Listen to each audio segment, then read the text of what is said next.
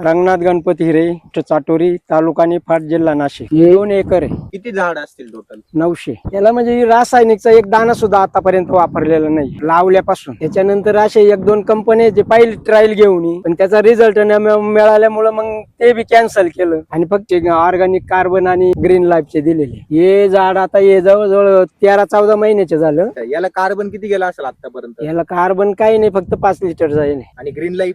Green life 2 bag. एवढे 2च product वापरले आपण. हो, झाडाची वाढ बी झाली आणि चमक आली. जो ट्रेस येईल होता झाडावर तो ट्रेस गेला झाडाचा. तुम्ही भरपूर बाहेरचे नाही बघितलं, पण मग कसं जे म्हणजे झाडाच्या ग्रोथ मध्ये ऑर्गॅनिक कार्बन दिल्यानंतर जी काळोखी आली आणि शेंडा स्टॉप होता भरपूर दिवसात, त्या शेंड्याला एकदम पिकअप भेटला आणि पानांना खूप चमक आली. त्याच्यामुळे ऑर्गॅनिक कार्बन शेतकऱ्यांनी वापरलं पाहिजे. मुळात आपला पिंडच प्रयोगशील आहे.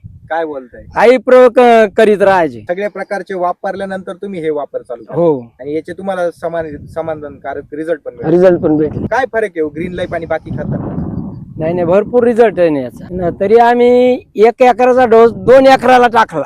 हो ना. एकाच वेळेला ती 5 लिटरची कॅन आणि 2 बॅगी जायला पाहिजे त्या आम्ही 2 वेळा हे केल्या. 2.5 लिटरच्या. पूर्ण झाडामध्ये स्टोरेज आज. तरी तुम्ही बाहेर धरून राहिले? नाही आम्ही झाडच एकदम भक्कम आणि बळकट त्याच्या स्टोरेज पूर्ण करायचं. नंतर पुढल्या वर्षी धरायचं डिसेंबर-जानेवारी मध्ये. फवारणी तुम्ही म्हणाल तर कधी 15 दिवस तर कधी महिन्यातून हात पडत नाही. महिना किंवा 15 दिवस जास्तीत जास्त वेळेनुसार. आता हे आमुषाचा हात जायला पाहिजे तर वेळच मिळाला नाही, गेला राहिला फवारा. आता ऊसाची लागण चालू होईल, मग ते झाल्यानंतर फवारणी करू. खर्च कमी होतो फवारणीचा हे वापर. हो.